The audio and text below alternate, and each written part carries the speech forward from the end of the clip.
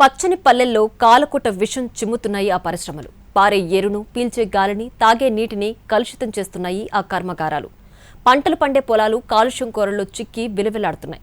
ఉపాధి దొరుకుతుంది, అభివృద్ధి జరుగుతుందని చెప్పిన అధికారులు, ప్రజాప్రతినిధులు జాడ లేకుండా పోయారు.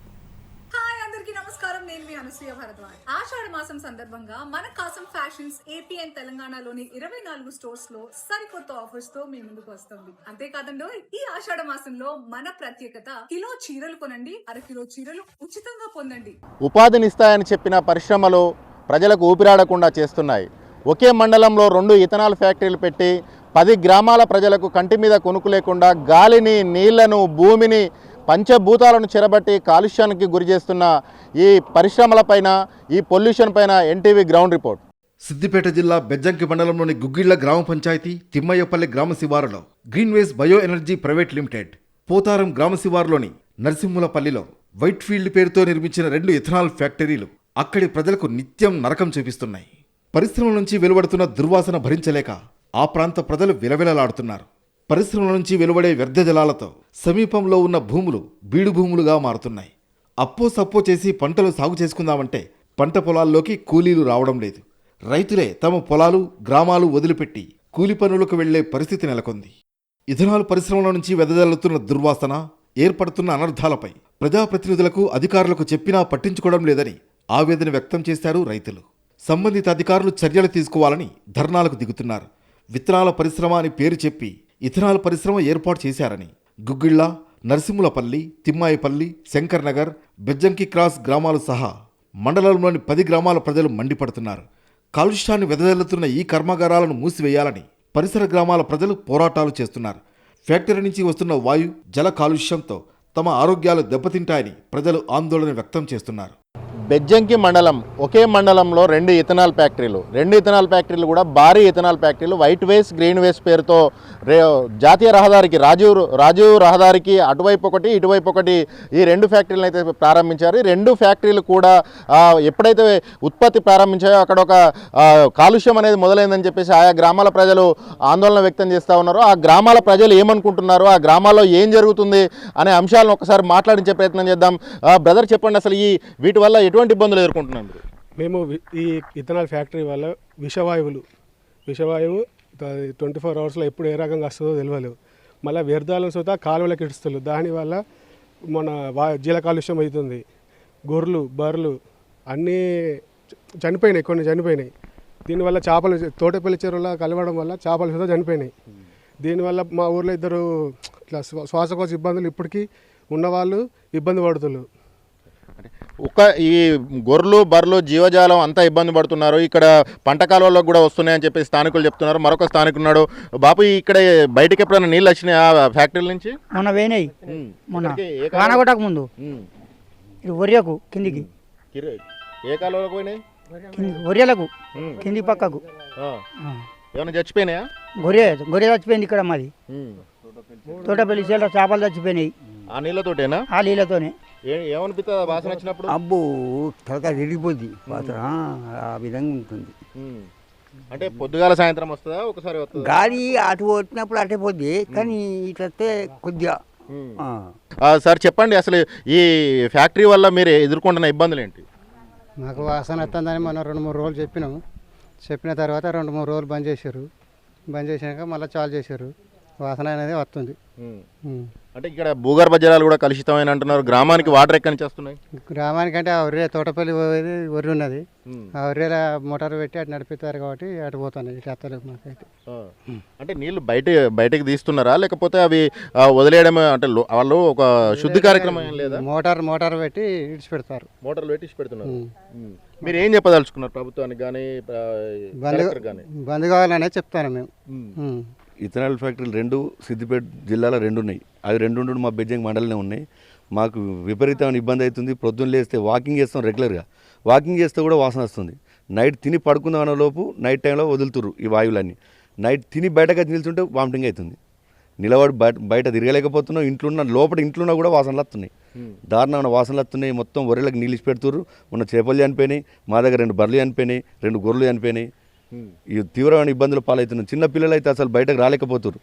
ఓకే, మరి అసలు మీరు ఫ్యాక్టరీకి కానీ తర్వాత మండల స్థాయి అధికారులకు కానీ ఏమన్నా చెప్పారా? ఫ్యాక్టరీ యాజమాన్యానికి కానీ ఏమన్నా రిప్రజెంటేషన్ ఇచ్చినాం, మండలం ఎంఆర్ఓకి రిప్రజెంటేషన్ ఇచ్చినాం, మనం ఎంఆర్ఓ ముట్టడి కూడా చేసినాం. మొన్న మా అఖిలపక్షం అంతా కలిసి మొన్న బెజ్జంకిల బంద్ కూడా ఏర్పాటు చేసినాం. ఇక ముందు ఇంకా ఇది ఇట్నే ఉంటే మా కార్యాచరణ ముందుకు పోతుంది, ఇంకెక్కువ వేయాలని మేము అనుకుంటున్నాం. అంటే ఇక్కడ మేము ఆందోళన చేశాము, గ్రామస్తులందరుగా కూడా కలిసామని చెప్పేసి వీళ్ళు చెప్తా ఉన్నారు. అఖిలపక్షం ఏర్పడ్డది, పంచాయతీ వాళ్ళతో చెప్తున్నారు. వాళ్ళంతా కూడా చేసిన ఫలితం లేదని చెప్పేసి వాళ్ళు వాపోతున్న నేపథ్యంలో ఆ పొల్యూషన్ కంట్రోల్ బోర్డు కూడా మేము వెళ్ళామని చెప్పేసి స్థానికులు చెప్తున్నారు. అక్కడికి బోర్డులో ఫిర్యాదు చేసిన ఒక గ్రామస్తున్నాడు. బ్రదర్ చెప్పండి. ఇథనాల్ ఫ్యాక్టరీ, ఇథనాల్ అంటే ఇది మన పెట్రోల్ తయారు చేసేది అనుకోకుండా విత్తనాల ఫ్యాక్టరీ అనుకొని ఇక్కడ మొదలు పెట్టడం జరిగింది. కావున ప్రజలకు కూడా ఎప్పుడు విషయం అనేది తెలియదు. ఇప్పుడు ఫ్యాక్టరీ నడుస్తుంటే స్మెల్ రావడం, దానివల్ల వాటర్ పొల్యూషన్ అవ్వడం, దీనివల్ల ఇప్పుడు ఇబ్బందులు గురి అవుతున్నారు కనుక దాని గురించి సరైన చర్యలు తీసుకొని ఆ ఫ్యాక్టరీని ఇక్కడ ఉంచాలా తీయాలా, ఉంటే ప్రజలకు ఎలాంటి ఇబ్బంది కలగకుండా చట్టపరమైన చర్యలు తీసుకోగలరని కోరుతున్నాను. ఇథనాల్ ఫ్యాక్టరీలలో బేసిక్గా కాలుష్యం రాదు, జీరో కాలుష్యం అని చెప్పి వాళ్ళు ఫ్యాక్టరీ స్థాపించారు కదా. ఇక్కడ గ్రామసభ జరిగిందా? గ్రామసభ అనేది జరిగింది. నేను చెప్తున్నాను కదా సార్, విషయం ఏంటిదంటే ఇథనాల ఫ్యాక్టరీ అనుకొని విథనాల్ ఫ్యాక్టరీ అనేది మొదలైంది. ఇప్పుడు ఈ స్మెల్, వాటర్ పొల్యూషన్ ఇవన్నీ చూడడం వలన ఈ రోజున ప్రజలు ఇబ్బందులు ఎదుర్కొంటున్నారు కనుక దానికి సరైన చర్యలు తీసుకుంటారని చెప్పేసి చట్టపరంగా కానీ ఆ ఫ్యాక్టరీకి సంబంధించిన అధికారులు కానీ ఎలాంటి ఇబ్బంది జరగకుండా చూడాలని చెప్పి కోరుతున్నాం. అంటే ఈ ఫస్ట్ కంపెనీ పెట్టినప్పుడు ఒక పేరు చెప్పారు, ఆ పేరుతో ప్రజాభిప్రాయ సేకరణ చేశారని చెప్తున్నారు. మరో గ్రామస్తులను అడిగి తెలుసుకుందాం. బ్రదర్ చెప్పండి. ఇప్పుడు ప్రజాభిప్రాయ సేకరణలో ఆల్రెడీ వీడియోలు తీసింది. అప్పుడు ప్రజాభిప్రాయ సేకరణ వీళ్ళు అవేర్నెస్ మీటింగ్ పెట్టినప్పుడు కూడా విత్తనాలు అనలేదు, విత్తనాల ఫ్యాక్టరీ అన్నారు. ఇక్కడ ఉపాధికి హామీ కలుగుతుంది, ఉపాధి హామీలు యూత్కు ఉపాధి కలుగుతుంది అని చెప్పి మోసం చేసిరు తప్ప ఇప్పుడు అది అంతా అయిపోయాక ఇప్పుడు ఏం చేసిరు, విత్తనాలు తీసి గబ్బు వాసన వస్తుంది. వాస్తవం చెప్పాలంటే మేము మొన్న చూసినాము. ఏదంటే ఇప్పుడు మన రైతులు ఏం చేస్తారు, 6.5 బోర్ వేస్తారు. వాస్తవం 6.5 బోర్కు ఎక్కువేరు. వీళ్ళు 10.5 బోర్ వేసి పాపం పక్కపొంటి రైతులను నీళ్లు లేకుండా, నీళ్లు పడకుండా ఒక 1000 ఫీట్లు 1500 ఫీట్లు వేసి పాపం గ్రౌండ్ వాటర్ లేకుండా చేసారు. రైతులకు చాలా ఇబ్బంది అవుతుంది. ఎందుకోసం అంటే మొన్న చేపలు కూడా చనిపోయినాయి.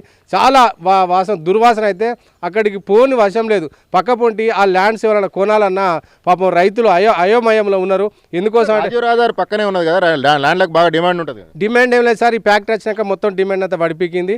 ఎవడు కొనేటోడు కూడా దిక్కులేరు. పాపం ఎవరైనా బిడ్డ పెళ్లికో ఏదైనా హాస్పిటల్ అవస్థ ఉన్నట్టయితే అద్దె బిడ్డ అది ఎకరం కొనే పరిస్థితి కూడా లేడు. ఇక్కడ వేరేటోళ్ళు కూడా వచ్చి ప్లాట్లు పెట్టి మీరు తక్కువ రేటుకైనా తీసుకోరంటే వచ్చి చూసి ఆ వాసన చూసి ఆ సప్పుడు చూసి వాడు ప్లాట్ చూసి వాడు సప్పుడే కట్టే పీకుతుంది తప్ప ఒక్క ప్లాట్ కూడా పోతలేదు సార్. మాకు తెలిసినంత వరకు ఈ చుట్టుపక్కల గ్రామాల్లో ఇథనాయిల్ ఫ్యాక్టరీస్ పడితే ఉపాధి కల్పిస్తామని చెప్పి వాళ్ళు మాయమాటలు చెప్పి, అదేవిధంగా అక్కడ ఉన్న పై అధికారులు కూడా దీనికి సపోర్ట్గా చేసి ఈ 2 ఫ్యాక్టరీలు ఇక్కడ నెలకొల్పడం జరిగింది. దీంతో జల కాలుష్యం, వాయు కాలుష్యం, అలాగే రియల్ ఎస్టేట్ పైన కానీ ఇప్పుడు చుట్టుపక్కల ఉన్న గ్రామాలలో విడిచిపెట్టిపోయే ప్రమాదం ఉంది. వచ్చిందా నిజంగా యువతకు ఉపాధి? అట్లాంటిది ఏం రాలేదు. రాకపోగా ఇక్కడ చుట్టుపక్కల ఉన్న ల్యాండ్లలో వ్యవసాయం ఎత్తున పెట్టింది కదా, దాదాపు 50 ఎకరాలు, 2 ఫ్యాక్టరీలు కలిపి 50 ఎకరాల భూమిని ఇక్కడ సేకరించారు. సేకరించిన తర్వాత ఎకరానికి ఒక యువకుడి కన్నా ఉపాధి వచ్చిందా? ఎవరికి ఉపాధి రాకపోగా ఇక్కడ చుట్టుపక్కల ఉన్న పంట చేలలకు పనికి రావడానికి కూడా స్మెల్కు భయపడి ఎవరు వర్క్ కూడా రావడం లేదు. ఏదో బయట నుంచి వచ్చి కూలీలు చేస్తున్నారు, లేకపోతే వేరే వాళ్ళు ఇక్కడ వాళ్ళు చేయడం లేదు. చాలా ఇండ్లలో చాలా మందికి శ్వాసకోశ సంబంధం, ఆరోగ్య సంబంధమైన ఇబ్బందులు జరుగుతున్నాయి. కాబట్టి దయచేసి దీన్ని ఖచ్చితంగా గవర్నమెంట్ కానీ మిగతా వాళ్ళు కానీ దీన్ని పై గట్టి చర్యలు తీసుకొని ఇవి క్లోజ్ చేయాలని చెప్పి కోరుకుంటున్నాం. అంటే ఉపాధి వస్తుందన్నారు, ఉపాధి రాలేదు, కనీసం పంట చేలల్లో పనులు చేయడానికి కూడా కూలీలు రావట్లేదని చెప్పేసి ఇక్కడ యువకులు వాపోతున్నారు. మరొక గ్రామస్తుడు ఉన్నారు, ఆయన అడిగి తెలుసుకుందాం. అన్న చెప్పండి. ఇక్కడ ఈ ఇథనాయిల్ ఫ్యాక్టరీలు 2 పెట్టి పబ్లిక్ బాగా ఇబ్బందికరమైనటువంటి చేస్తుర్రు. కానీ అప్పుడు వాళ్ళు పర్మిషను వీళ్ళు కాదు ఇచ్చింది, పొల్యూషన్ బోర్డు వాళ్ళు ఇచ్చిర్రు.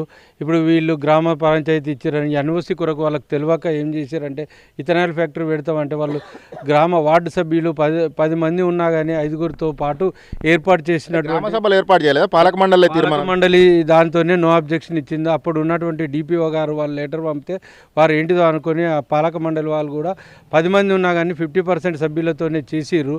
దాంతో చేసిన తర్వాత వాళ్ళకి అసలు విషయం తెలిసిన తర్వాత కూడా గ్రామ సభ పెట్టి మళ్ళీ కలెక్టర్ గారికి ఇచ్చి కలెక్టర్ గారిని కూడా గ్రామసభ దాన్ని తిరస్కరించింది, పాలక మండలి చేసిందని, దాన్ని పూర్తి స్థాయి సభ్యులు లేరని కూడా వాళ్ళు తీర్మానం చేసి ఇచ్చినటువంటి సభను కూడా లెక్క చేయలేదు. దాని తర్వాత ఇచ్చిర్రు. దాని తర్వాత ఎలక్షన్ కూడా వచ్చింది. దాని పరిస్థితుల్లో ఈ గ్రామస్తులు కూడా అనేక సార్లు మొరబెట్టుకున్నారు, తీర్మానాలు అల్లిపోయి మొరలు పెట్టుకురు, పొల్యూషన్ బోర్డుకి ఇచ్చిర్రు, అనేకమైనటువంటి కార్యక్రమాలు చేసిర్రు.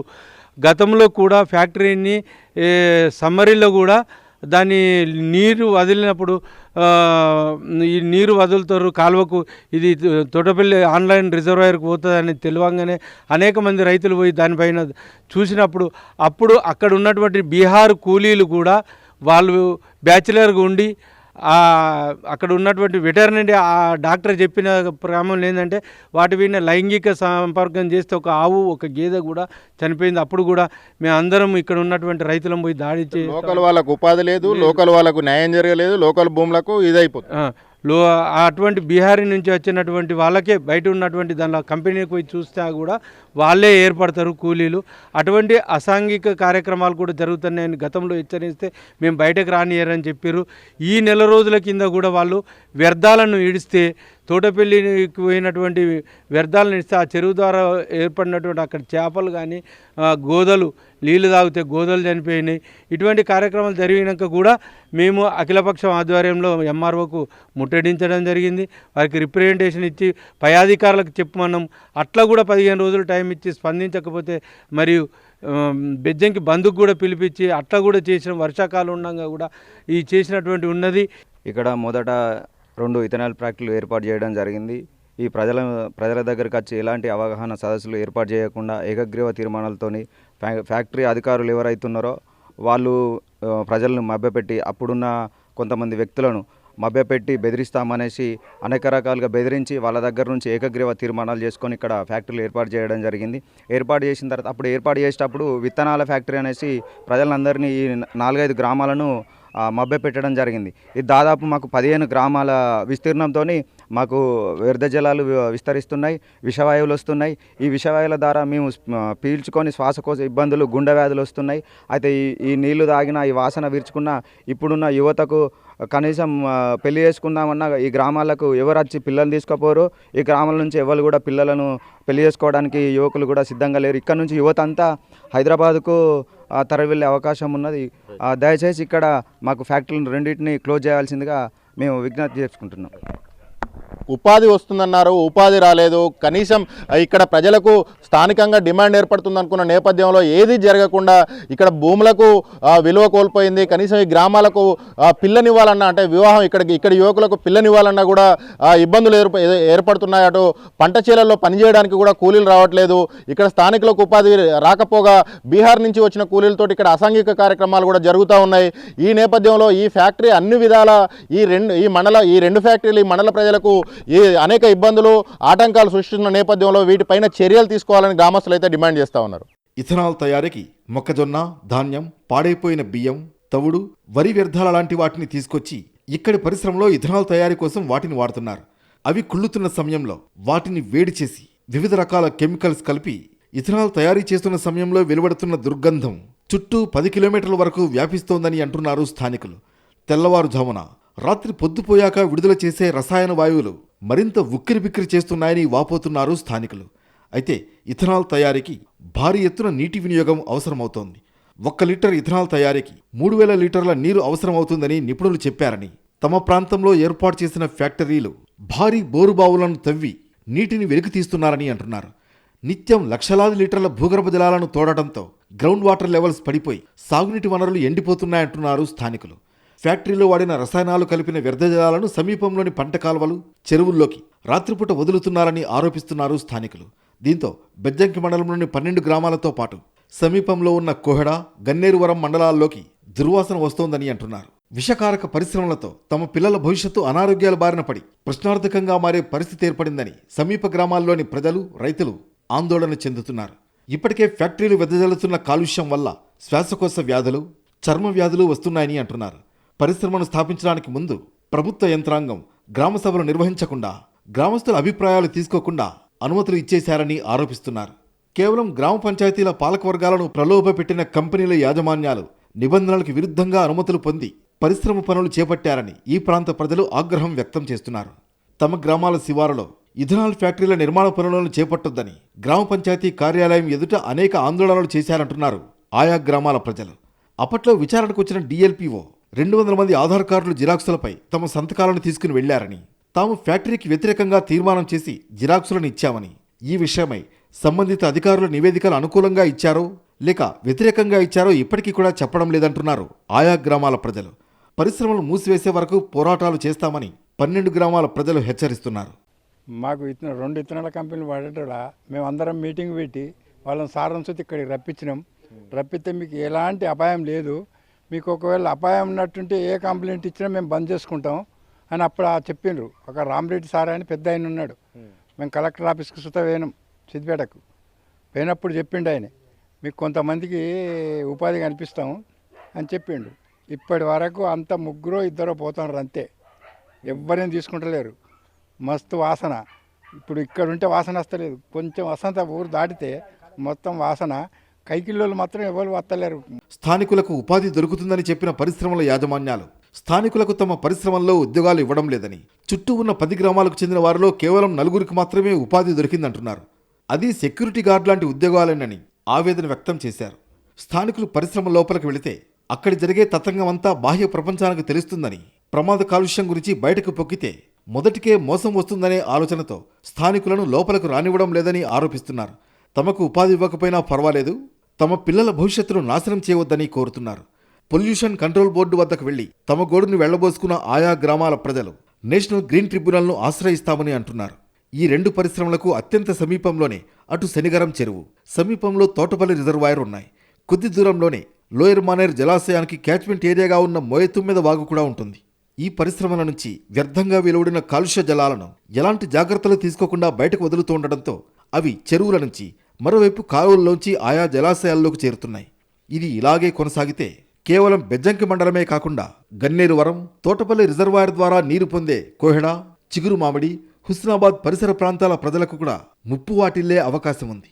వెంటనే నిపుణులతో ఫ్యాక్టరీల నుంచి వెలువడుతున్న కాలుష్యం, అక్కడి ప్రజలకు కలిగే ఇబ్బందులతో అధ్యయనం చేయించి ఆ 12 గ్రామాల ప్రజల ఇబ్బందులను తొలగించాలని కోరుతున్నారు. ఇప్పటి వరకు మనం చూసాం, 10 గ్రామాల ప్రజలు పడుతున్న ఇబ్బందులు వారి మాటల్లో విన్నాం. ఒకే మండలంలో 2 ఇథనాల్ ఫ్యాక్టరీలు ఏర్పాటు చేశారు. భూగర్భ జలాలను అంటే 1 లీటర్ ఇథనాల్ ఉత్పత్తి కావడానికి 3000 లీటర్ల నీళ్ళు అవసరం. ఒకవైపు భూగర్భ జలాలను తోడేస్తున్నారు, భూమిని కలుషితం చేస్తున్నారు. ఆ వ్యర్థాలతో భూమి కలుషితం అవుతుంది, భూగర్భ జలాలు కలుషితం అవుతున్నాయి, పీల్చే గాలి, ఇక్కడ నేల అన్నీ కూడా కలుషితం అవుతున్నాయని చెప్పేసి ఇక్కడ ప్రజలు వాపోతున్నారు. ఈ 10 గ్రామాల ప్రజల గోడును ప్రభుత్వం పట్టించుకుంటుందా? దీనిపైన అధికారులు ఏం చెప్తారు? ఈ ఫ్యాక్టరీలను మూసేస్తారా లేదంటే ప్రత్యామ్నాయాలను ఆలోచింపజేస్తారా? ఇక్కడి పచ్చటి పల్లెల్లో ఒక కలుషితాన్ని చిమ్ముతున్న ఈ ఫ్యాక్టరీల భౌతివ్యం ఏ విధంగా ఉండబోతుంది అనేది అధికారుల చర్యలపైన ఆధారపడి ఉంది. ఇది ఇథనాల్ ఫ్యాక్టరీలు వెదజల్లుతున్న కాలుష్యం పైన NTV ground report. Camera person సంపత్తో కలిసి భాస్కర్, NTV కరీంనగర్ నుంచి.